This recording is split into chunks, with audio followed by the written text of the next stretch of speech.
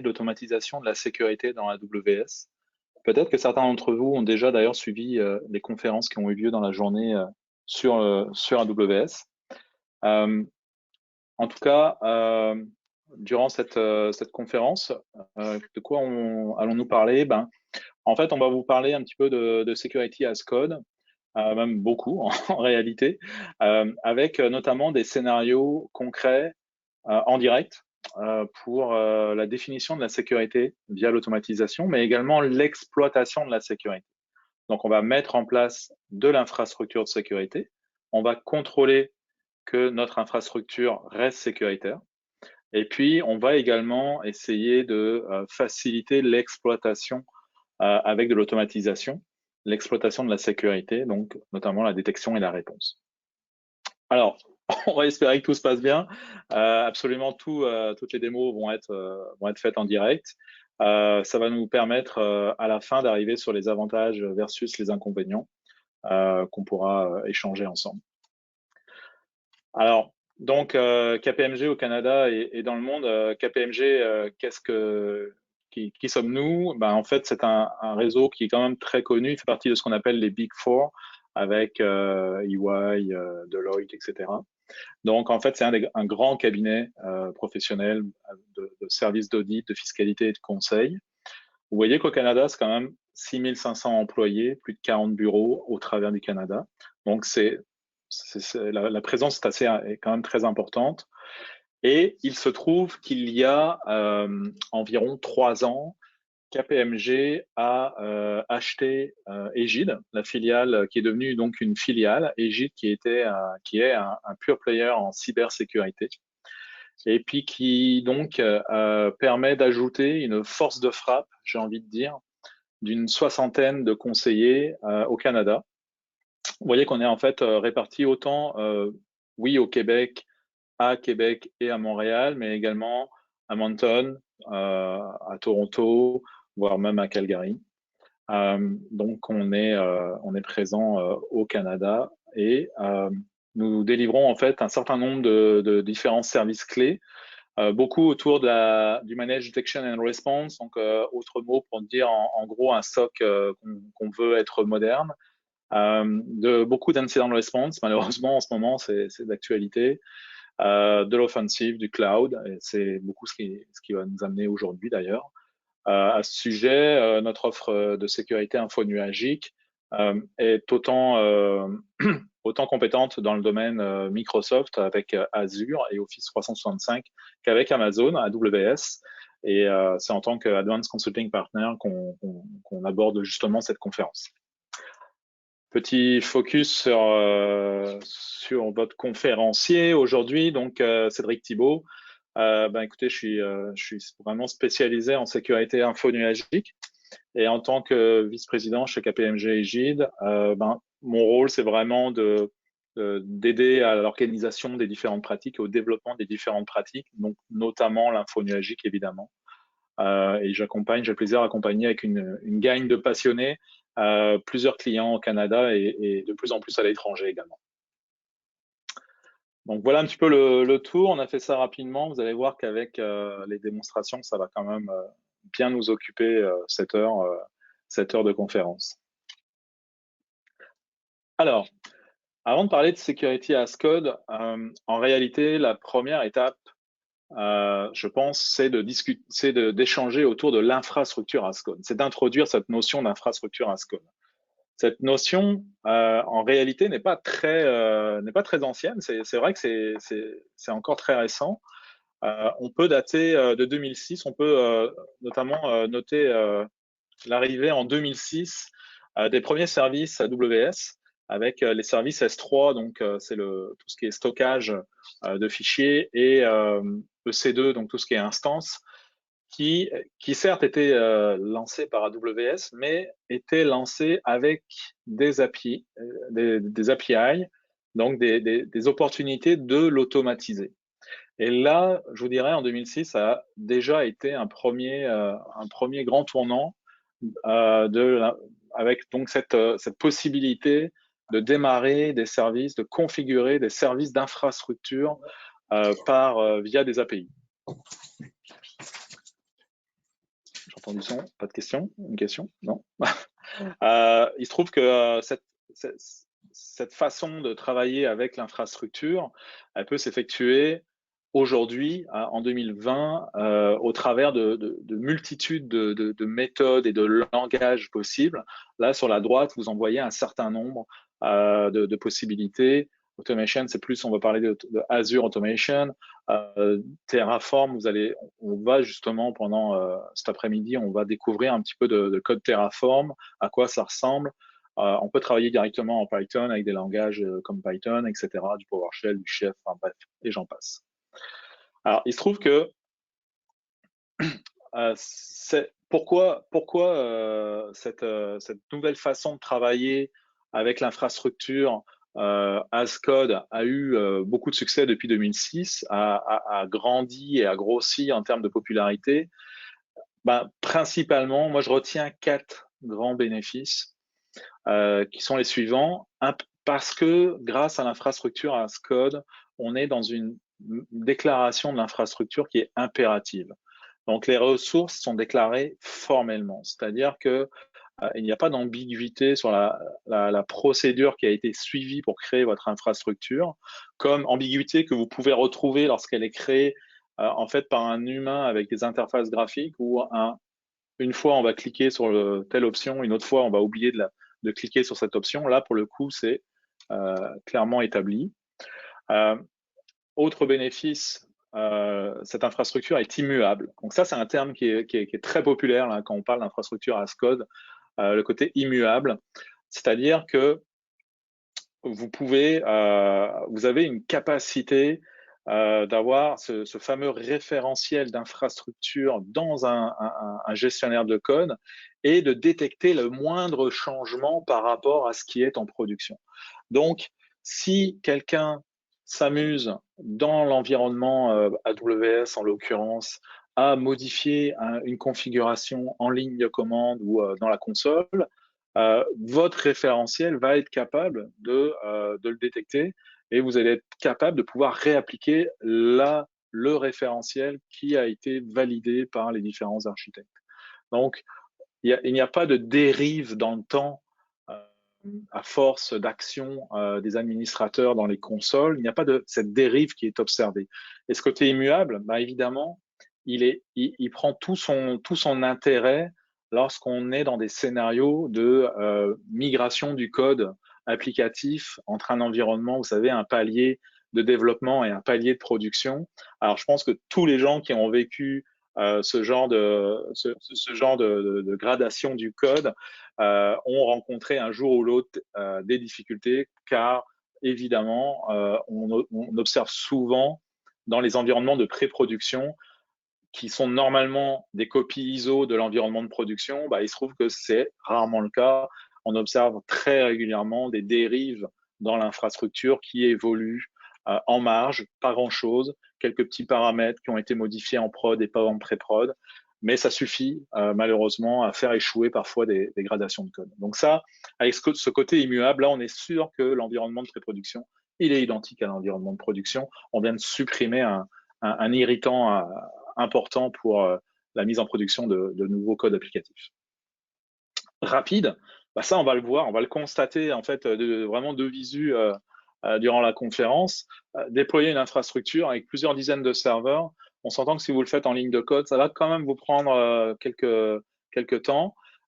Ça peut se faire en quelques minutes. Et là, cette rapidité, bah, notamment pour la sécurité, vous allez comprendre bah, assez logiquement que ça a énormément d'avantages.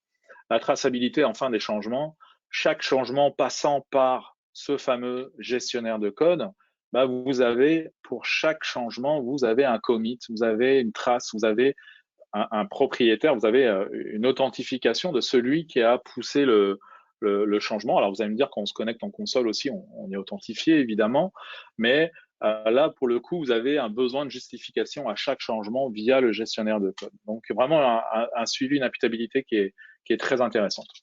Donc, ces bénéfices de l'infrastructure as code, ils s'appliquent pour la sécurité as code. Ce qui est valable pour l'infrastructure, c'est clairement valable pour la sécurité. Parce que justement, il se trouve qu'on peut définir toute notre sécurité de la même façon que l'infrastructure as code. Donc, ces mêmes bénéfices s'appliquent, et puis ça prend encore plus de pertinence peut-être, en tout cas j'ai tendance à le croire, dans le domaine de la cybersécurité. Pourquoi? Parce qu'on a une rareté des compétences, veut pas. Alors, je suis pas autant alarmiste que certaines personnes, parce qu'il se trouve qu'on a aussi beaucoup une nouvelle génération qui arrive, qui nous aide, mais cette rareté de compétences pointues, bah, ça augmente d'autant plus la pertinence de l'automatisation. Quand on parle de sécurité as code, ça englobe d'ailleurs ce qu'on appelle, on entend parler de plus en plus, la conformity as code. Pourquoi? Parce que, ben, évidemment, c'est bien beau en fait de pousser votre environnement en production via du code, mais si vous ne verrouillez pas votre console, si vous ne verrouillez pas votre environnement, veut pas, il peut quand même toujours y avoir des dérives d'actions manuelles pour essayer de débloquer une situation et puis on oublie de la corriger après, etc. Cette conformité à ce code, qu'est-ce qu'elle va faire? Ben, une fois qu'elle est automatisée, elle va pouvoir scruter en permanence votre environnement, scruter en permanence votre infrastructure et corriger le moindre écart ou le signaler.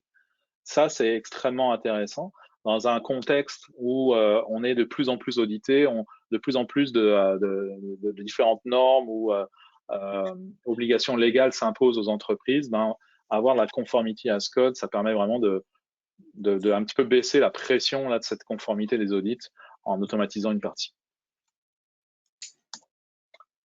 C'est d'autant plus vrai que on est en sécurité avec, et puis ça s'observe encore plus, une accélération avec l'arrivée des environnements infonuagiques. On est de plus en plus noyé dans les alertes, dans les événements. Je veux dire, c'est le nombre d'alertes qui sont reçues à tous les jours par les entreprises, par les équipes de sécurité des entreprises. Un sondage relativement récent, qui a de 2 ans, démontre que plus de 55% des entreprises reçoivent plus de 10 000 alertes par jour. C'est énorme. 30% des répondants, de facto, ignorent certaines catégories. Pourquoi? Parce que, évidemment, vous n'avez pas suffisamment d'humains disponibles, de conseillers disponibles pour traiter autant d'alertes par jour de façon réelle, concrète. Ce qui est dommage, c'est que dans ces alertes, on sait il y a beaucoup de faux positifs et qu'actuellement, donc, les équipes de sécurité, les équipes des SOC consomment près de 15 minutes. Pour chaque heure, il y en a 15 minutes qui sont consommées pour des faux positifs. Donc là, on voit bien qu'il y a une marge d'amélioration énorme parce qu'on aimerait consacrer ces 15 minutes à autre chose qu'à traiter des faux positifs, clairement. Vraiment, comment dire, la statistique la plus effrayante selon moi, c'est qu'on en est rendu à ce que les analystes du SOC ne sont plus que 41% à penser que leur rôle est de stopper des menaces plutôt que de gérer des flux d'alerte. Donc vous comprenez qu'on est tellement dans un contexte de surabondance d'alertes qu'on en est rendu à observer des SOC qui sont dans un thinking de clôturer des alertes, de vider les fils plutôt que de réellement chercher la menace et de fouiller pour de faire ce qu'on appelle du threat hunting. Donc ça, c'est ce qu'on veut combattre, c'est l'effet qu'on ne veut pas observer chez nous. Et puis pour ça, augmenter le nombre d'analyses, ça suffit pas. Clairement, c'est pas en alignant des analyses que vous allez répondre à cette nouvelle problématique, qui effectivement est nouvelle parce que si on se projette 10, 15 ans en arrière, on se rappelle que obtenir des logs, obtenir des alertes, accéder au serveur pour observer les logs, c'était quelque chose qui était compliqué. Je veux dire, les gens de sécurité avaient du mal à se légitimer pour récupérer des logs et des journaux. Donc là, aujourd'hui, on est un peu dans l'effet inverse. Donc, il faut aider les équipes de sécurité à gérer le flux d'alerte et l'automatisation est une de ces réponses. Et il se trouve qu'avec AWS, on a énormément de possibilités. On a énormément de composants qui peuvent venir nous aider dans cette automatisation. On peut se baser, on peut utiliser en fait des sources d'événements très nombreuses au sein de AWS. On a ce que j'appelle à tort ou à raison des ordonnanceurs, des façons de gérer justement qu'est-ce qu'on fait de ces événements comme Event Bridge, des config rules, step functions à l'intérieur de Lambda step functions. Et puis, on peut prendre énormément d'actions. Vous avez peut-être pu le voir lors du précédent workshop. En réalité, le nombre de composants qu'on peut utiliser de façon automatisée chez AWS, ce qui se retrouve aussi d'ailleurs en grande partie chez Azure, est juste incroyable. Et puis en plus, on peut le faire avec de différentes façons, avec plein de langages ou d'interfaces différentes. Là, je vous ai extrait en fait une slide venant d'AWS, appartenant à AWS, qui démontre un petit peu, vous voyez, ça c'est toutes les différentes briques, composants pouvant vous aider à sécuriser votre workload AWS.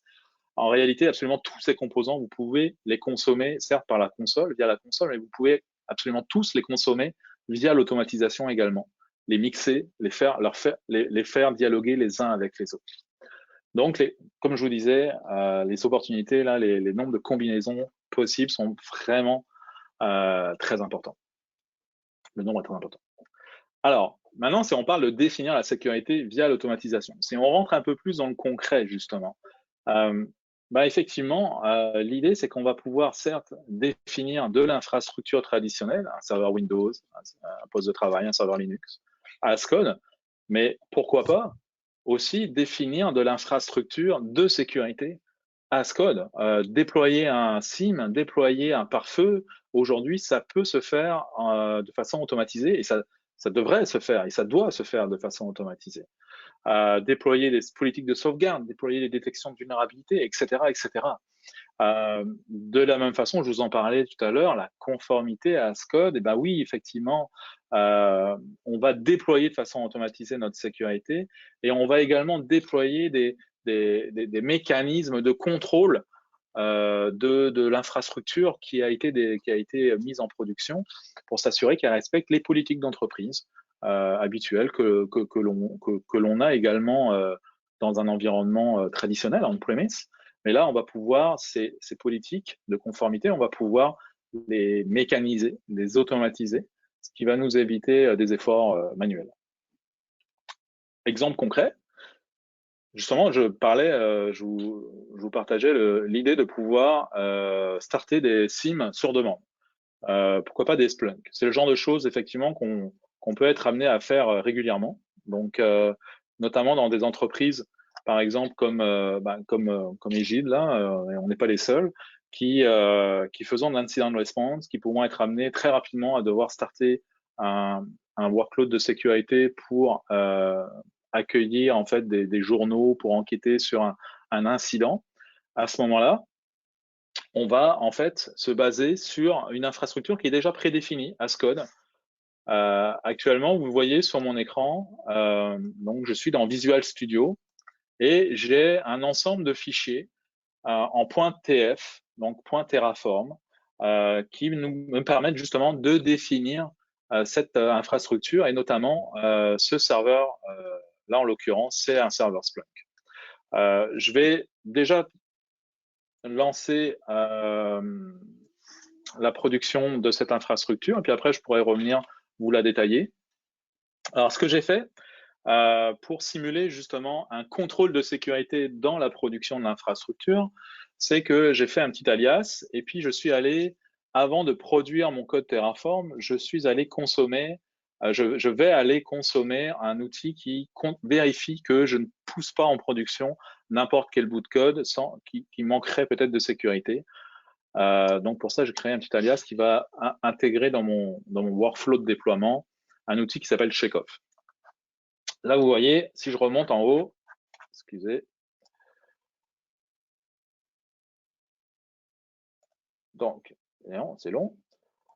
Vous voyez que j'ai failé en voulant pousser en fait mon infrastructure en production. J'ai des checks qui sont passés et puis j'ai des checks qui ont failé. Ça veut dire quoi? Ça veut dire qu'en fait cet outil, lorsque j'essaye de pousser, et puis normalement ça se fait dans un pipeline qui est traditionnellement code pipeline par exemple pour AWS. Là pour le coup je le fais en local sur ma machine pour gagner du temps dans le cadre de la démonstration. Cet outil Checkov va aller valider que je n'expose pas, par exemple, des ports 22 grands ouverts sur Internet. il y a un certain nombre, il y a énormément de choses en fait qu'il va vérifier. Là, je m'aperçois typiquement que je ne suis pas dans le bon répertoire. Ça, c'est l'effet démo. Donc, si je le refais, donc là, ça va beaucoup mieux. Il va en fait vérifier un certain nombre de critères plutôt généralistes communs de sécurité. Et notamment, on peut s'apercevoir ici qu'il va en fait valider le fait que je n'expose pas un port 22, un port d'administration grande ouvert sur Internet. Et là, c'est le cas. C'est ce qui fait que je n'arrive pas à pousser mon infrastructure as code. Si je reprends mon code Terraform et que j'enlève cet accès grand ouvert sur Internet, ce qui est une erreur en soi, effectivement, je sauvegarde. Je retente de pousser mon infrastructure. Là, à ce moment-là, tous mes contrôles de conformité sont corrects et il va donc me proposer de créer toute l'infrastructure. Ce que je vais faire de suite, donc là, il est en train de créer l'infrastructure. Alors, cette infrastructure, de quoi s'agit-il? C'est non seulement le serveur Splunk, en l'occurrence, mais c'est également toute la partie réseautique. C'est le réseau, c'est le subnet, c'est les tables de routage, c'est l'adressage IP. Ce sont donc, comme on a pu le voir, les règles de firewall. C'est les différentes descriptions. Il y a absolument tout mon environnement est en train d'être poussé actuellement en production avec ce code Terraform. Donc, en réalité, si on veut un petit peu l'imager, c'est exactement ceci qui est en train de se passer. Donc, je suis en train de... Alors, oui, je le fais en local, donc là, c'est pas exactement ceci dans le sens où ça, c'est un pipeline typique, habituel. Moi, j'utilise pas code commit et code pipeline pour le coup pour accélérer.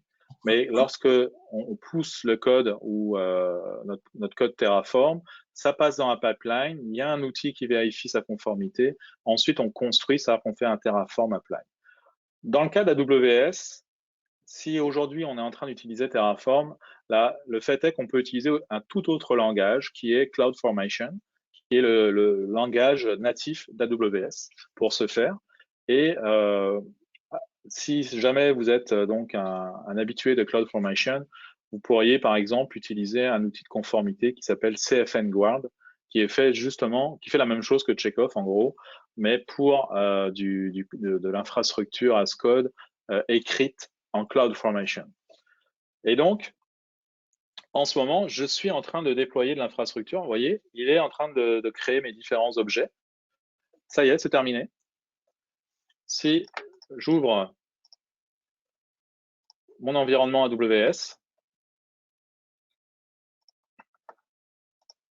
et que je vais aller voir mes instances, je peux constater qu'effectivement, j'ai un Splunk qui vient d'être démarré, qui vient d'être créé. Je peux aller vérifier qu'il m'a bien créé un réseau spécifique pour ce Splunk qui s'appelle Accfest, conférence Accfest, vous voyez. Il m'a vraiment créé ma passerelle Internet, il m'a tout créé de A à Z ça a pris 4 minutes à peu près. Donc, ça, c'est un exemple vraiment très typique, très habituel, où j'ai pu mettre en place une infrastructure de sécurité, là en l'occurrence un SIEM, et puis je l'ai fait de façon sécuritaire, c'est-à-dire que avant d'être poussé en production, avant d'être créé, j'ai subi un certain nombre de contrôles de conformité avec un outil tiers, donc là en l'occurrence Checkoff, mais il y en a d'autres, et c'est ce qui m'a permis d'obtenir en 10 minutes un SIM qui est up and running et qui n'attend plus que mes connexions. Donc ça, là où tout à l'heure je vous parlais de rapidité, c'est un exemple. En termes de conformité maintenant plus particulièrement et de maintien de la conformité. Alors effectivement, lorsqu'on cherche à s'assurer que dans le temps, il n'y a pas d'écart de conformité, alors certes, à chaque fois qu'on va réappliquer notre infrastructure as code, il va faire cette vérification d'écart automatique, mais il va faire cette vérification d'écart sur des objets qu'il a lui-même définis as code. Si par exemple, dans mon entreprise, j'ai une règle de conformité qui stipule que tous mes paramètres stockés dans AWS devront être chiffrés. Il se trouve que dans AWS, il y a des possibilités d'utiliser ce qu'on appelle Parameter Store dans System Manager, dans SSM, et puis j'ai le choix de les chiffrer ou au contraire de les garder non chiffrés. Bon, dans mon entreprise, je veux que ces paramètres soient chiffrés. Comment je fais pour m'assurer qu'il n'y a pas quelqu'un qui va créer un nouveau paramètre dans la console en oubliant justement cette règle de conformité? Ben, tout simplement avec un bout de code qui va s'exécuter dans ce qu'on appelle une lambda. Donc, pour les gens qui sont un petit peu connaissants AWS, c'est très connu. Lambda, c'est un peu la solution à tous vos problèmes, si j'ose dire. Vous avez en fait, c'est une possibilité d'exécuter du code sans serveur, ce qu'on appelle du serverless. Et puis, ce code, qu'est-ce qu'il va faire? Ben, tout simplement, il va aller récupérer les paramètres, il va aller valider, vérifier s'ils sont chiffrés ou pas. Et là, dans mon scénario tel qu'affiché, lorsque ces paramètres ne sont pas chiffrés, il va créer une alerte dans un système qui s'appelle Security Hub. Et puis, on va, qui plus est, j'ai rajouté une autre petite source d'intérêt. On va exécuter en fait une autre lambda pour pouvoir être notifié dans Slack. Là, je m'aperçois que je n'ai pas ouvert mon Slack, mais c'est pas grave, ça va être rapide. Donc, si je me repositionne sur la console AWS, on va aller voir cette fameuse lambda. Vous allez voir que c'est assez simple. Cette lambda, on peut l'écrire avec différents langages. C'est compatible effectivement avec plusieurs langages. Donc, en l'occurrence, celle-ci est écrite en Python. Puis vous voyez que elle est relativement courte. Elle fait environ 86-87 lignes. Qu'est-ce qu'elle fait? Ben, c'est très simple. Elle va aller récupérer tous les paramètres. Puis en fonction de ces paramètres, elle va aller créer un incident. On va le voir en direct. Donc, si je duplique l'onglet, je vais vous montrer actuellement Security Hub, justement. Security Hub, qu'est-ce que c'est? C'est l'endroit qui centralise dans AWS l'ensemble des alertes de sécurité.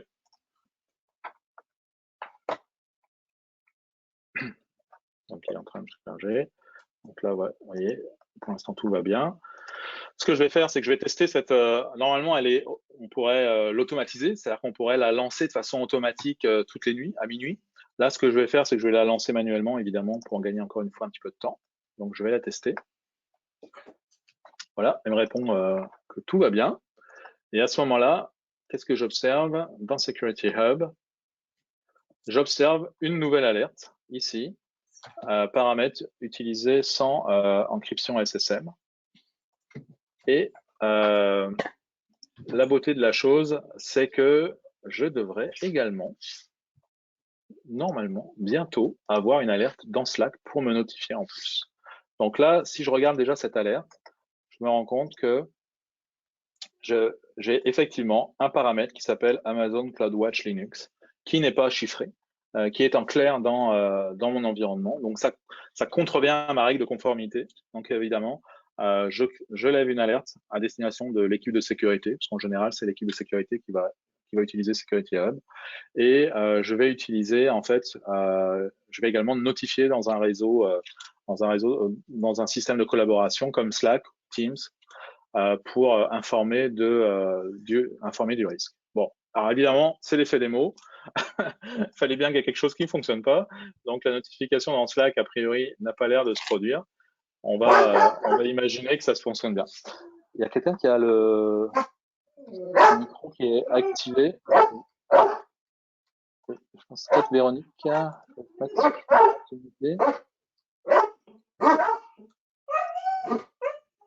Parce que on entend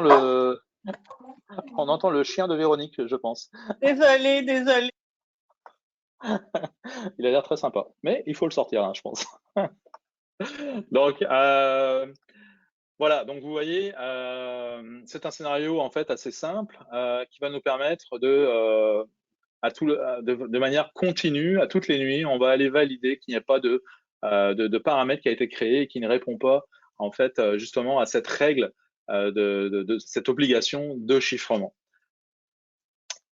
Désolé pour le Slack, mais bon, il fallait bien qu'il y ait quelque chose qui ne fonctionne pas. Donc, Après, ce qu'on peut également chercher à faire, c'est exploiter la sécurité via l'automatisation. Alors, qu'est-ce que j'entends par là?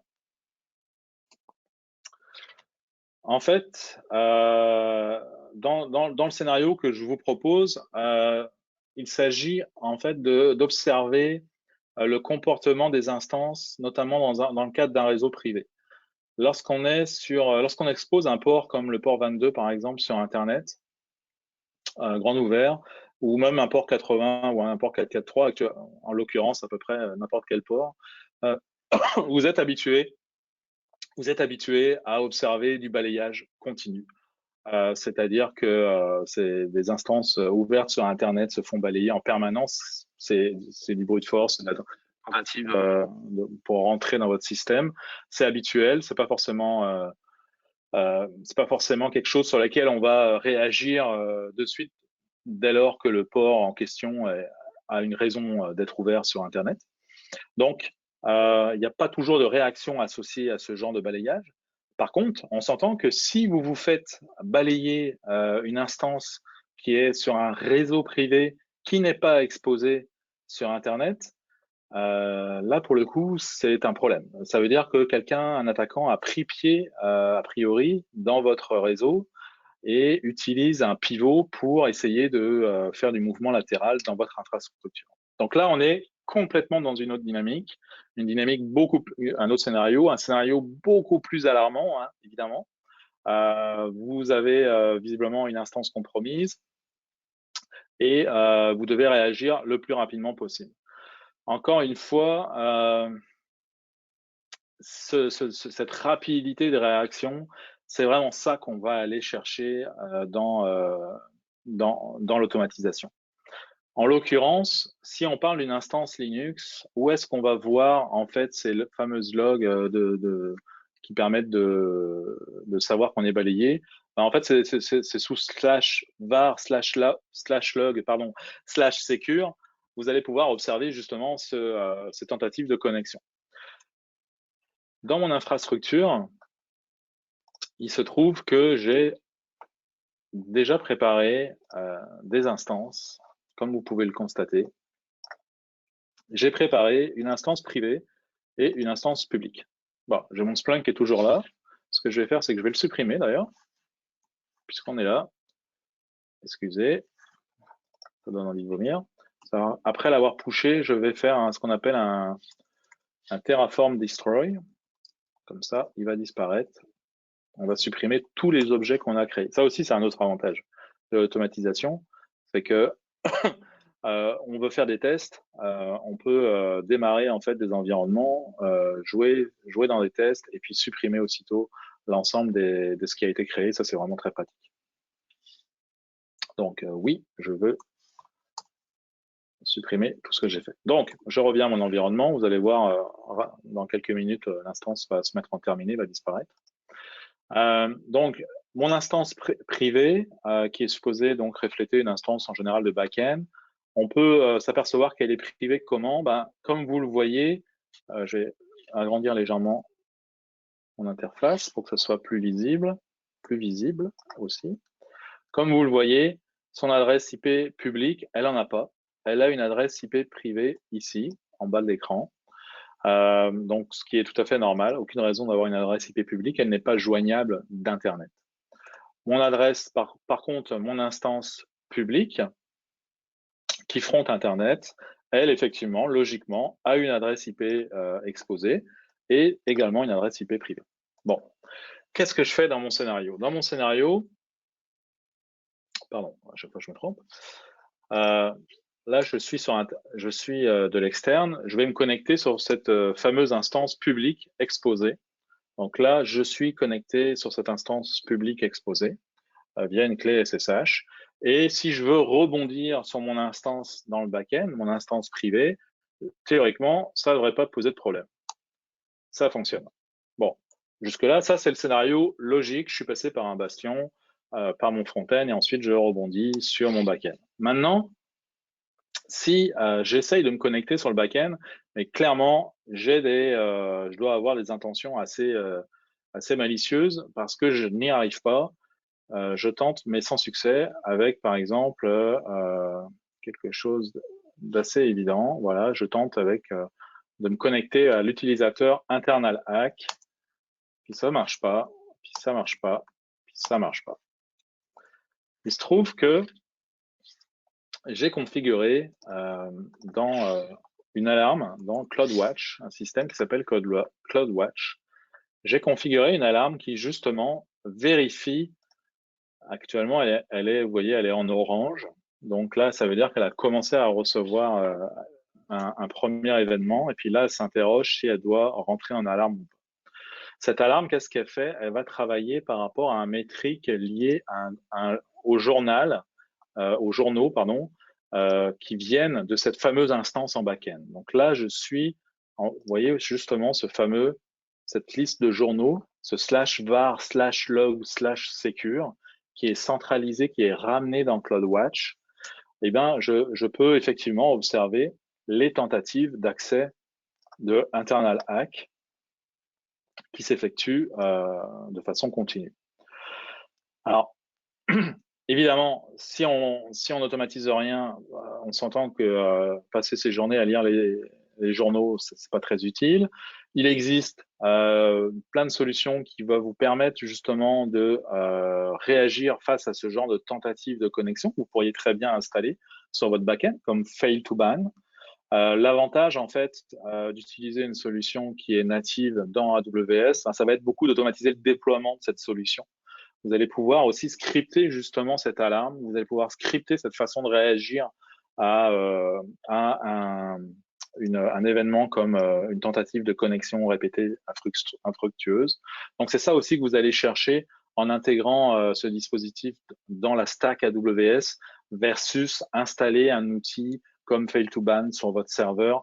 Vous allez devoir le faire, bien souvent, vous allez le faire manuellement. Et puis là, vous avez en plus une capacité de vraiment scripter, configurer votre event, votre métrique de la façon que vous voulez. C'est vraiment très ouvert, c'est très souple en termes d'emploi. Alors maintenant, je vais retourner voir mon alarme et je m'aperçois qu'elle est passée, justement, elle a levé une alerte, elle est passée en alarme. Ça fait beaucoup d'alarmes dans le mot, désolé. Et puis, si je reviens sur mon scénario, voilà ce qui s'est passé. Mon instance en back-end, donc, a reçu des tentatives répétées qui ont échoué. Comme elle a envoyé toutes ces logs dans CloudWatch, et mon métrique qui est configuré comme je le veux, là pour le coup, j'ai configuré le fait que après 2 tentatives de connexion, c'est un petit peu agressif, après 2 tentatives de connexion en moins d'1 minute, il se met en alarme. Oui, mais vous allez me dire, c'est agressif. Oui, c'est agressif pour une instance exposée sur Internet, pour une instance en back-end qui n'est pas supposée être accédée. Bon, c'est peut-être quand même un peu agressif de tentative, mais on s'entend qu'on peut être beaucoup plus précautionneux. À ce moment-là, dès que l'alarme en fait se produit, qu'est-ce qui se passe? J'envoie un message dans ce qu'on appelle un topic SNS. Il se trouve que j'ai automatiquement derrière un courriel qui m'est envoyé pour me notifier. Et puis là, ce que j'ai décidé, c'est en fait, il n'y a pas une réponse. Il n'y a pas une réponse correcte et une réponse incorrecte. C'est chaque entreprise va avoir sa façon d'automatiser, va avoir son propre scénario qu'elle va vouloir mettre en pratique. Là, moi, ce que j'ai décidé de faire, c'est de stopper l'instance.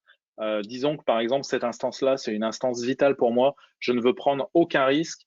Je veux vraiment m'assurer qu'elle n'a pas été compromise parce elle est déjà en train d'être balayée, c'est-à-dire que mon réseau privé est compromis.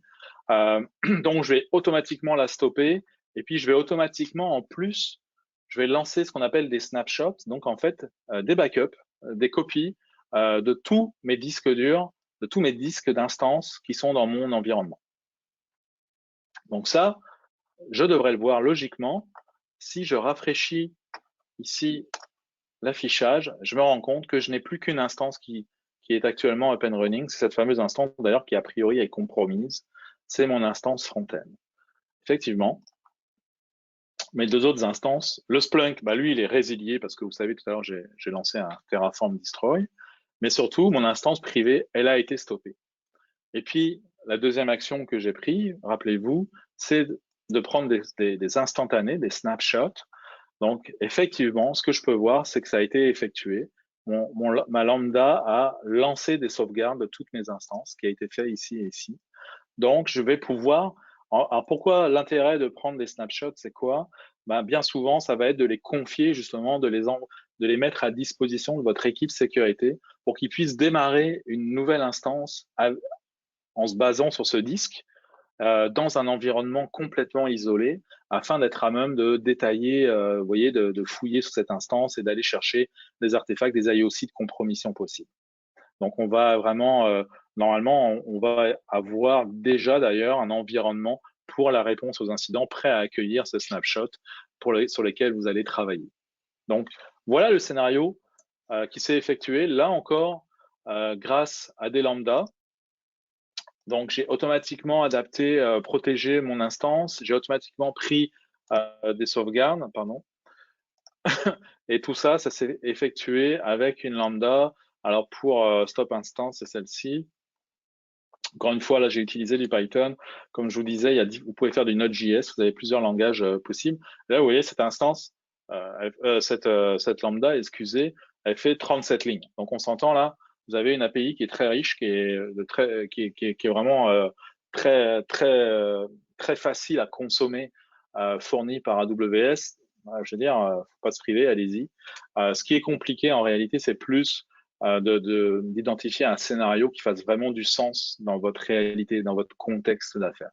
C'est souvent ça, en fait, qui est le plus long en réalité. Autre scénario, alors celui-là, je ne vais pas vous le démontrer, parce qu'on bon, on sera un petit peu court en temps, mais c'est un scénario qui est intéressant parce qu'on sait qu'on a les vulnérabilités, la gestion des vulnérabilités, c'est quelque chose qui est difficile à faire, qui est vraiment très chronophage, qui prend beaucoup de temps pour les équipes.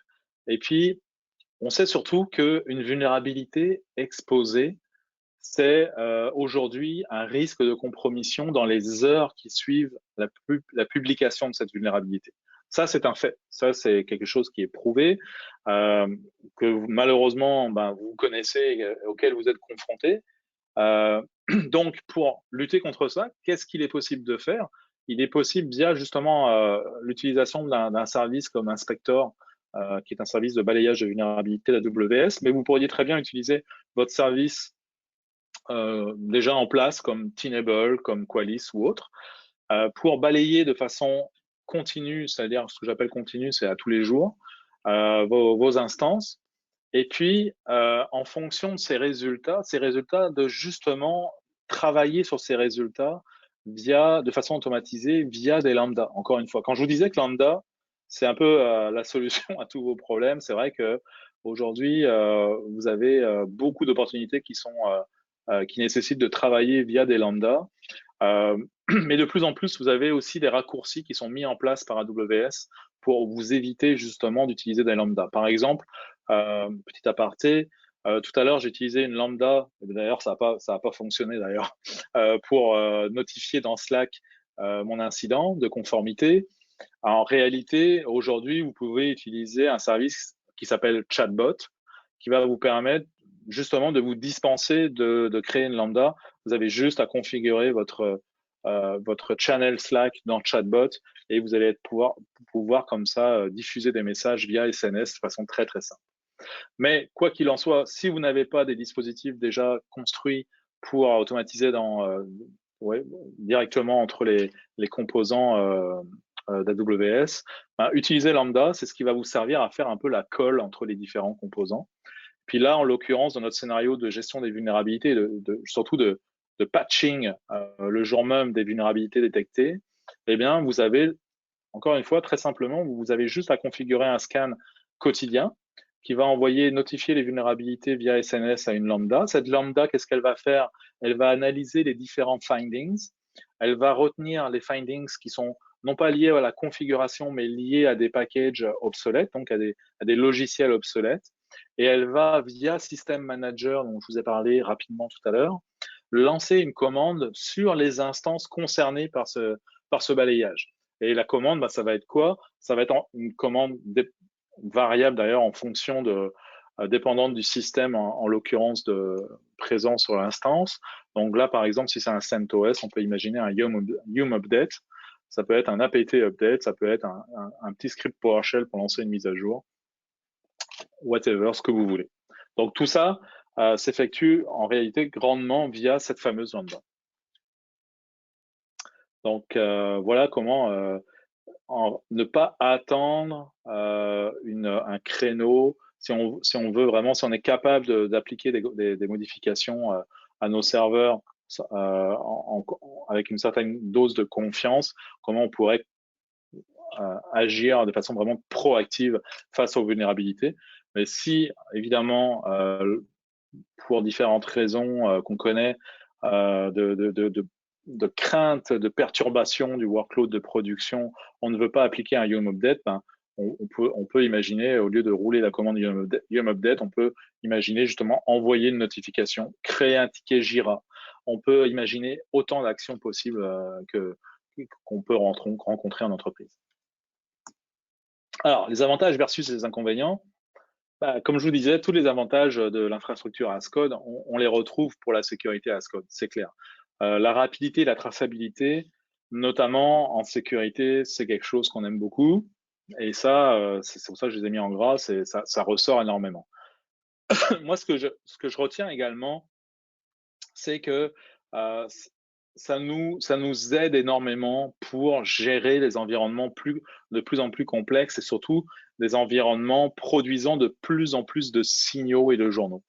Et ça, c'est quelque chose de particulièrement important parce qu'il faut bien souvent, ce que je constate, c'est une tendance à trop se reposer sur les outils de sécurité en place et à leur faire confiance. Les entreprises font confiance à leurs outils de sécurité, ce qui est bien, hein, en même temps, on n'a pas le choix. Mais le problème, c'est que ces outils ne vont pas forcément bloquer les menaces de façon proactive.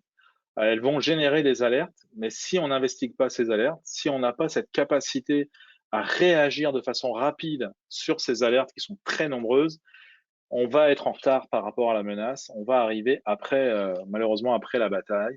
Et puis ça, c'est vraiment, je pense, le focus sur lequel il faut positionner l'automatisation. C'est pour nous aider à être beaucoup plus rapide en réaction sur les différents événements qu'on peut recevoir. Et puis également à nous faciliter évidemment la vie par rapport à la conformité en faisant un maintien continu de la conformité plutôt que un mois avant un audit devoir courir après. Et puis là, je pense qu'il y en a plusieurs qui vont se reconnaître dans ce scénario où on court après les évidences et on essaye de faire en sorte que tout soit beau. Donc ça, c'est des gros avantages. Maintenant, les inconvénients, il faut pas être. Je pense il faut voir les avantages, mais il faut rester quand même, faut rester cohérent, faut rester conscient que on va pas être full automatisé. L'automatisation à outrance n'apporte pas que des bienfaits. C'est certain que oui, on va réduire les besoins, le nombre d'analystes nécessaires pour réduire un certain nombre d'alertes, etc. Ça, c'est génial. On veut ça, c'est sûr. Maintenant, ça ne va pas remplacer à un moment donné l'esprit humain, la capacité d'analyse. Ça doit l'aider, ça doit le faciliter, mais ça ne doit pas la remplacer. Donc ça, c'est un peu l'inconvénient, c'est que parfois, on a tendance à vouloir déployer un scénario qui est full automatisé, puis ça va prendre avec des pincettes. Il faut faire attention à ça. Les scénarios qui prennent là en charge tout le processus de A à Z, tout un contrôle de sécurité de A à Z, ça doit être contrôlé, ça doit être vérifié quand même pour s'assurer qu'on n'est pas en train de passer à côté d'une nouvelle menace qui n'a pas été correctement prise en charge par l'automatisation.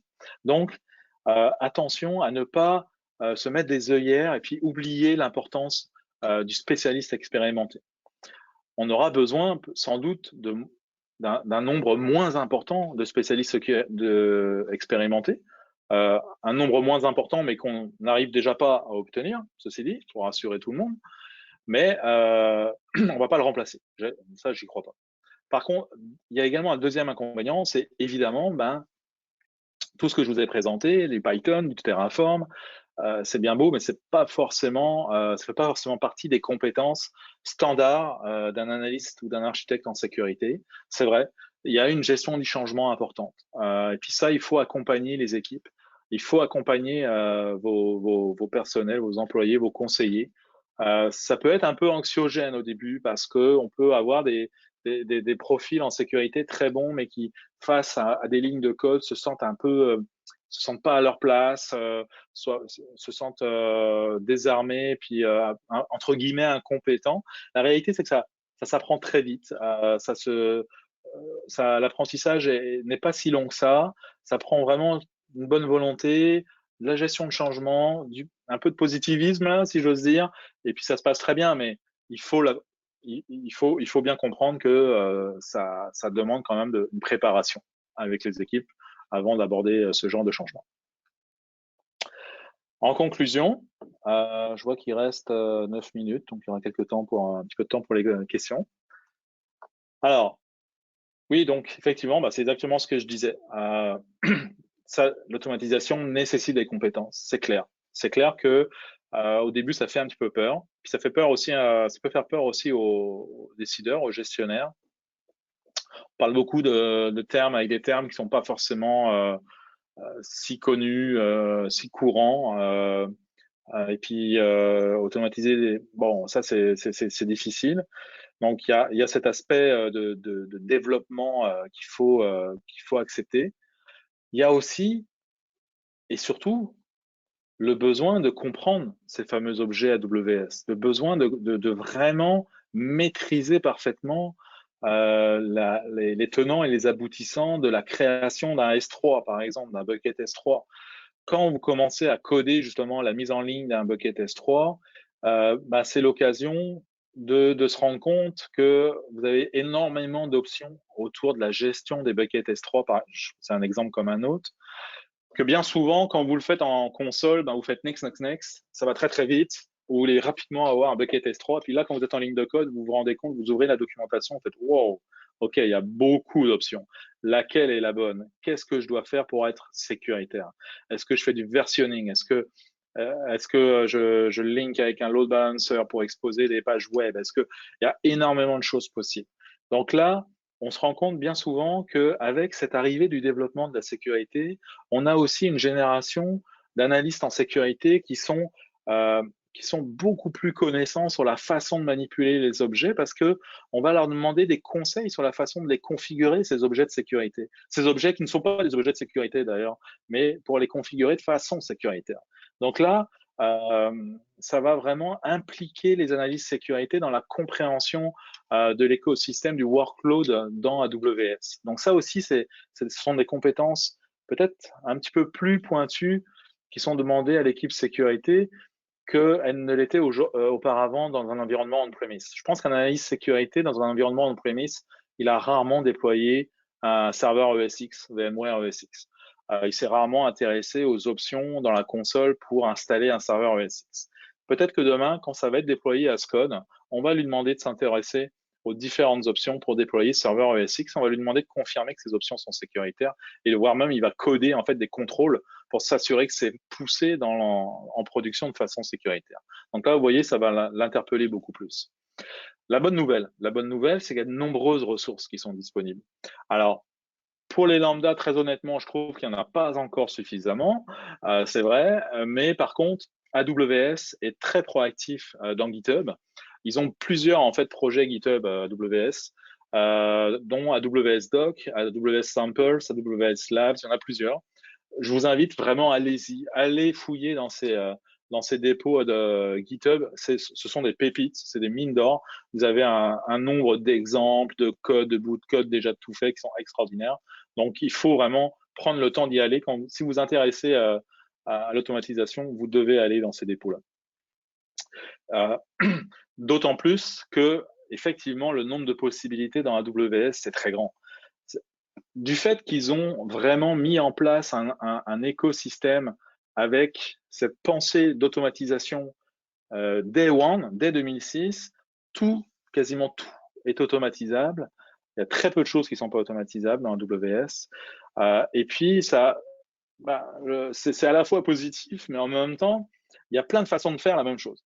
Pour répondre à un contrôle de sécurité, vous pourrez utiliser 3, 4, 5 façons de coder ce contrôle, en réalité avec différents composants dans AWS. Donc, ça va être à vous de peut-être de vous faire votre boîte à outils avec les meilleures façons de procéder, avec ce qui fonctionne bien dans votre environnement. Ça va être à vous aussi d'aller chercher peut-être de la compétence, des conseils sur des scénarios qui sont des quick wins. Parce que face à cette multitude de possibilités, eh bien, la priorité pour vous, ça va être justement d'identifier ces quick wins. Ça va être de prioriser. Vous ne pourrez pas tout automatiser du jour day one. Ça serait une grosse erreur d'ailleurs de penser, de réfléchir dans ce mode-là, de réfléchir, ben, tiens, on va faire 80% de notre sécurité automatisée pour l'année prochaine. Moi, ce que je vous recommande, c'est d'y aller vraiment brique par brique, morceau par morceau. Allez-y par projet, allez-y par fonction de sécurité, par exemple. Si vous voulez travailler la journalisation, tiens, je vais automatiser ma journalisation. Je vais la créer as code. Je vais créer des premiers use cases sur cette journalisation. Allez-y d'abord sur des segments de la sécurité. Identifiez vos quick wins dans ce segment, allez chercher de l'aide si nécessaire, et puis construisez comme ça au fur et à mesure votre boîte à outils. Le gros avantage d'avoir toute votre sécurité as code, c'est que au fur et à mesure que votre boîte à outils va se construire et puis va grossir, vous allez vous retrouver avec une multitude d'outils déjà tout faits. Et puis là, le copier-coller, eh ben, vous allez pouvoir le faire pas seulement en développement, vous allez pouvoir l'utiliser en sécurité. Ça, c'est une arme en termes de rapidité de déploiement qui est extraordinaire. Déployer un SIM en 10 minutes ne va plus devenir une théorie, ça va devenir une réalité dans votre entreprise. Puis je pense que c'est un des plus gros bénéfices que vous pourrez aller chercher avec cette automatisation. Donc, merci à tous. Moi, ça fait le tour de ma présentation. Je ne sais pas si vous avez, si des questions ont été, je vérifie en même temps sur mon écran, si des questions ont été partagées.